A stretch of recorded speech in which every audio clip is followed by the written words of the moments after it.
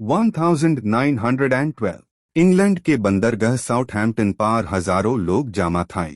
उनके सामने खड़ा था दुनिया का सबसे बड़ा मुसाफिर बरदार समंदरी जहाज RMS टाइटैनिक। ये सिर्फ एक जहाज नहीं था, बल्कि उस दौर की इंजीनियरिंग का शाहकार माना जाता था।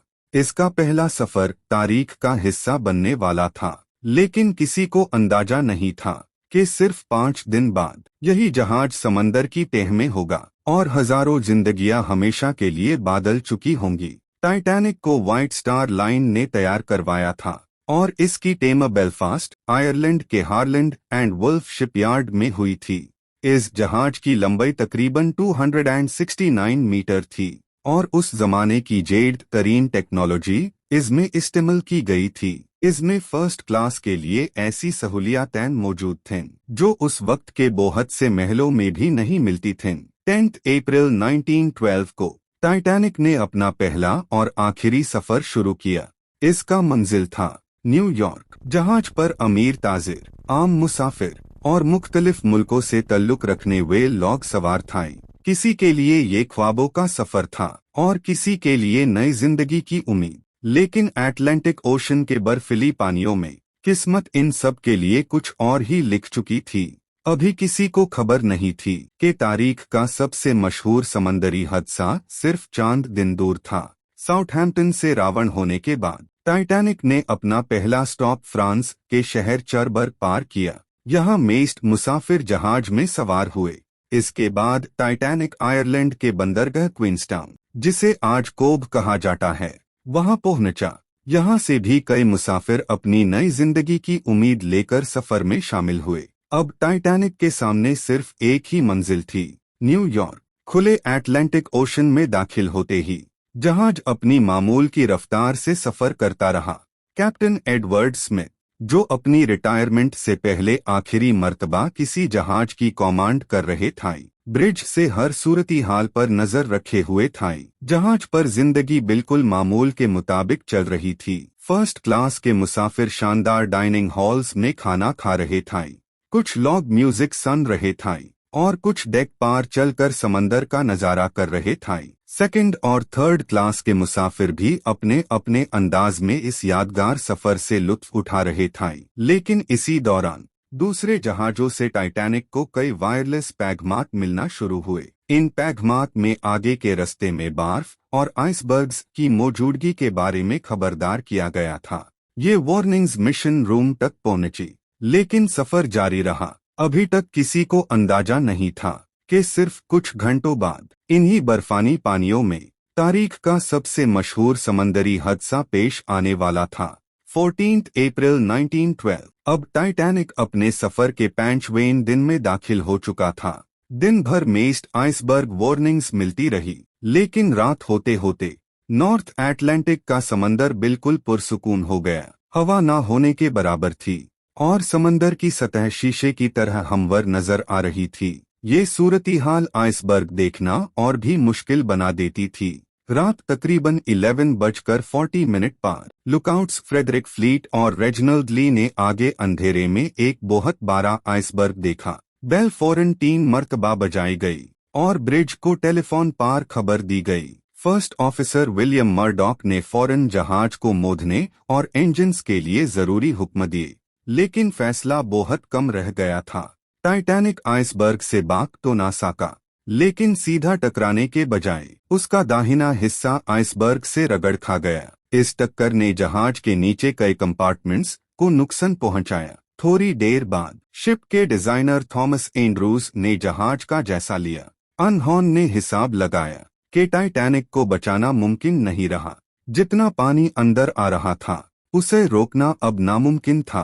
कैप्टन एडवर्ड स्मिथ को हकीकत बता दी गई। अब फैसला सिर्फ सफर का नहीं था, अब फैसला 2000 से ज्यादा जिंदगियों का था। इसी लम्हे से टाइटैनिक की जिंदा रहने की उम्मीद धीरे धीरे खत्म होने लगी। कैप्टन एडवर्ड स्मिथ ने फौरन तमाम ऑफिसर्स को तैयार रहने का हुक्म दिया। शुरू में बहुत से मुसाफिरों को लगा कि ये सिर्फ एक मामूली एहतियाती इकदम है। किसी को अंदाजा नहीं था कि टाइटैनिक वाकई डूब रहा है। थोड़ी देर बाद लाइफ बोट्स तैयार करना शुरू कर दी गई। कैप्टन ने हुक्म दिया वुमेन एंड चिल्ड्रन फर्स्ट, यानी पहले औरतन और बच्चों को लाइफ बोट्स में बिठाया जाए। लेकिन एक और बड़ा मसला सामने था।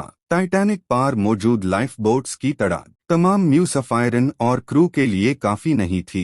जहाज पर तकरीबन 2200 अफराद सवार थे, लेकिन लाइफ बोट्स में सिर्फ तकरीबन आधे लोगों के लिए जगह थी। शुरू के चांद लाइफ बोट्स पूरी तरह भरी भी नहीं थीं, क्योंकि बहुत से लोगों को अब भी यकीन नहीं आ रहा था कि इतना बड़ा जहाज वाकई डूब सकता है। जैसे जैसे वक्त गुजरता गया, जहाज का अगला हिस्सा धीरे धीरे पानी में झुकने लगा। अब लोगों को खतरा साफ नजर आने लगा। डेक पार अफरा तफरी बढ़ती जा रही थी। कुछ लोग अपने प्यारों से बिछड़ रहे थे और कुछ किसी भी तरह लाइफ बोट तक पहुंचने की कोशिश कर रहे थे। लेकिन समंदर के बर्फीली अंधेरों में असल इम्तिहान अभी बाकी था। अब वक्त बहुत तेजी से गुजर रहा था। टाइटैनिक का अगला हिस्सा पानी में मेस्ट डूबता जा रहा था। हर गुजरता हुआ मिनट म्यूसाफायरन के लिए उम्मीद कम करता जा रहा था। वायरलेस ऑपरेटर्स जैक फिलिप्स और हैरोल्ड ब्राइट मुसलसल सीक्यूडी और बाद में एसओएस सिग्नल्स भेज रहे थे। करीब मौजूद जहाजों से मदद तलब की जा रही थी। सबसे करीब जहाजों में से एक आरएमएस कारपाथिया था, जिसने फौरन टाइटैनिक की तरफ रावण होने का फैसला किया। लेकिन वो भी तकरीबन 58 माइल दूर था, इसलिए उसके वक्त पर पहुंचने का इम्कान बहुत कम था। रात तकरीबन 2:18 पार। टाइटैनिक की बत्तियां अचानक गुल हो गई। अब जहाज अंधेरे में डूब चुका था। कुछ ही लम्हों बाद जहाज का पिछला हिस्सा बुलंद होना शुरू हो गया। फिर टाइटैनिक दो हिस्सों में टूट गया और धीरे धीरे अटलांटिक ओशन की तह में समा गया। 15 अप्रैल 1912 रात तकरीबन 2:20 पार। टाइटैनिक पूरी तरह नजरों से ओझल हो चुका था। अब सैकड़ों अफराद बाफ जैसे ठंडे पानी में जिंदगी के लिए जंग लड़ रहे थे, लेकिन उनके लिए मदद अभी बहुत दूर थी। नॉर्थ अटलांटिक के पानी का दर्जाए हरारत जमाद डीन वाली सर्दियों के करीब था। ऐसी सूरती हाल में इंसानी जिस्म ज्यादा देर तक जिंदा नहीं रह सकता था। लाइफ बोट्स में बाक जाने वेल लोग खामोशी के साथ समंदर की तरफ देख रहे थे, जबकि पानी से मदद के लिए पुकारने की आवाजें गूंज रही थीं। कुछ देर बाद ये आवाजें एक एक करके खामोश होती चली गई। रात तकरीबन 4 बजे आरएमएस कारपाथिया हादसे की जगह पर पहुंच गया। उसके क्रू ने फौरन बाक जेन वालों को लाइफ बोट से निकलना शुरू किया। सुबह तक तकरीबन 700 अफराद को महफूज बचा लिया गया, लेकिन तकरीबन 1500 लोग इस हादसे में अपनी जान गंवा चुके थे। जब कारपाथिया न्यूयॉर्क पहुंचा तो पूरी दुनिया टाइटैनिक की खबर से हिल चुकी थी। इस हादसे के बाद मुख्तलिफ मुमालिक में तहकीकत शुरू हुई। इन तहकीकत ने कई अहम कमियां सामने लाईं, जिनमें लाइफ बोट्स की नाकाफी तादाद, बर्फ के खतरों को संजीदगी से न लेना और समंदरी हिफाजत के कवानीन की कमजोरी शामिल थी। इसी हादसे के बाद दुनिया भर में समंदरी हिफाजत के कवानीन को मेस्ट सख्त बनाया गया, ताकि आइंदा ऐसी ट्रेजेडी से बचने की बेहतर कोशिश की जा सके। लेकिन टाइटैनिक आज भी सिर्फ एक डूबने वाले जहाज का नाम नहीं, बल्कि इंसानी तारीख के सबसे यादगार और दर्दनाक समंदरी वाक़यात में से एक है।